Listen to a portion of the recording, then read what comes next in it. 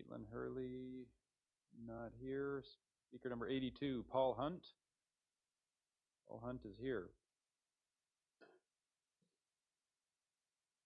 Good evening. Thank you for letting me be here, sir.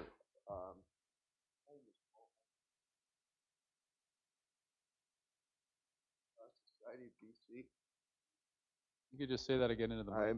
I'm president and director of the Green Cross Society of BC. You have to forgive my speech because I've had disability impairment. I just would like to speak about the price of dispensaries. We are a non-profit. We have Dr. Manju Sharma. She's a researcher from the Prostate Center at VGH. She does all her testing for us. We, as a society, buy a gas chromatograph for all our members to be able to test THC, CBD, and CBN. We have one of the highest strains of CBD here now.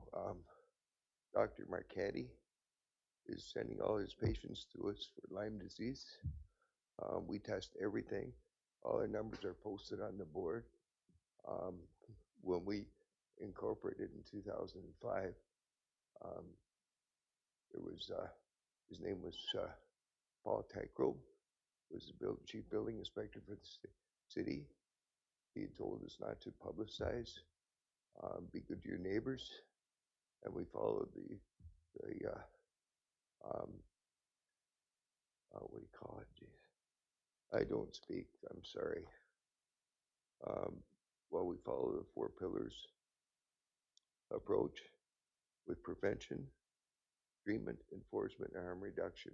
It was in 2001. Don McPherson was the one that proposed that to the city, and it ran.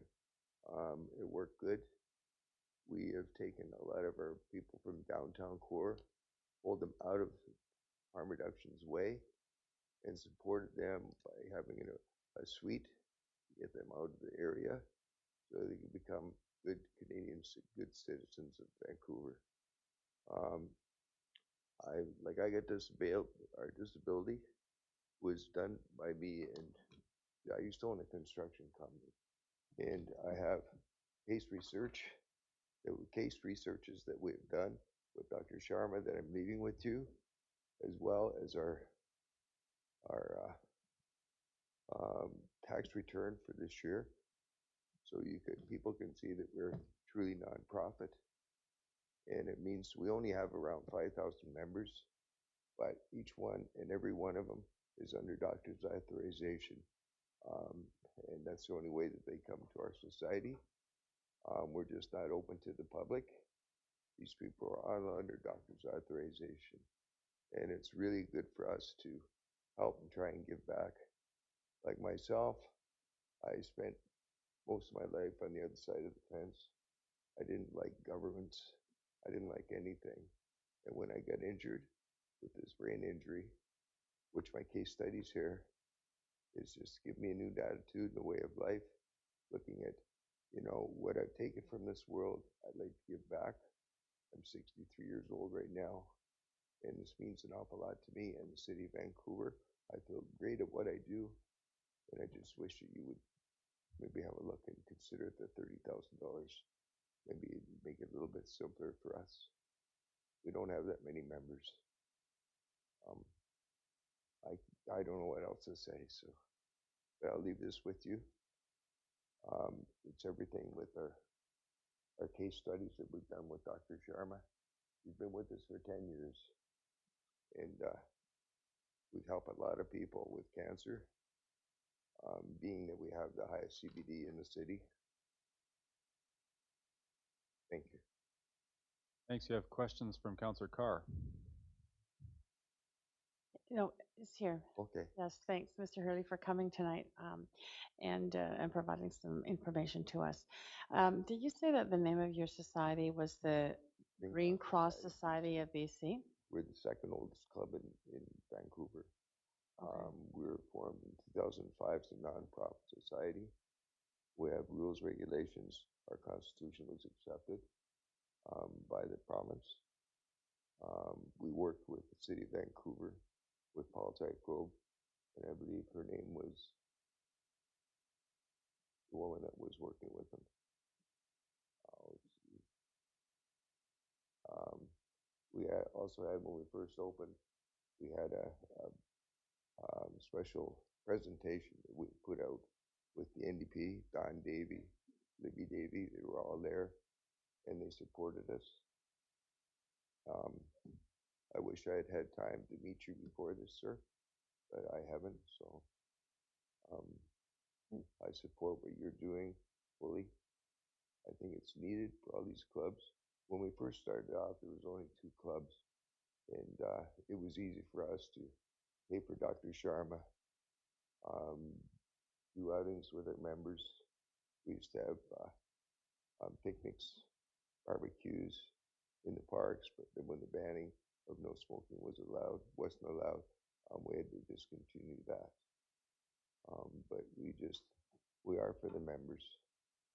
You know, these people are disabled. We have one of our members that couldn't make it tonight because he's disabled, but he's been with us from day one.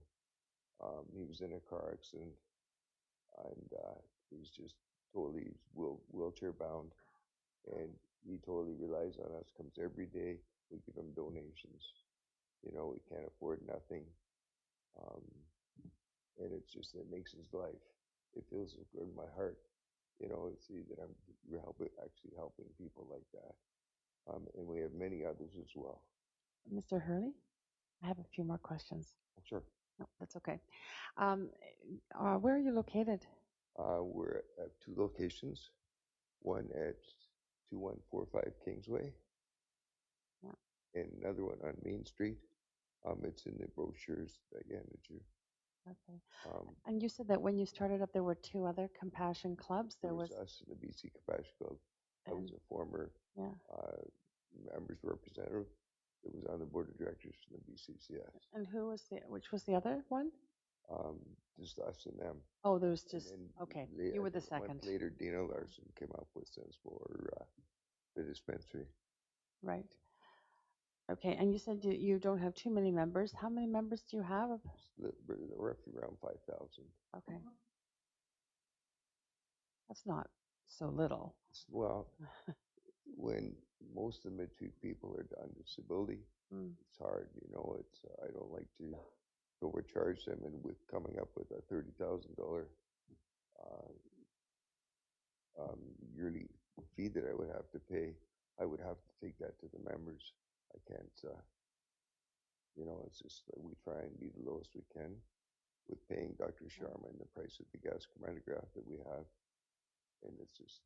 So, as a nonprofit society, when you do raise the money from the sales of the medical marijuana, you put that back into your society and Everything. And in when you put it back into your society, is that in the form of medical services to your members? Paying for Dr. Sharma. Or in the research, she's right? Doing research Yes. at the prostate center at the Beach Right. Cancer Clinic. Okay. Thank you so much. Thanks. That's all your questions? Yeah. Thank you for being here. Good. Thank you for your words. Okay, our next speaker is Noy Leksinski. Leksinski.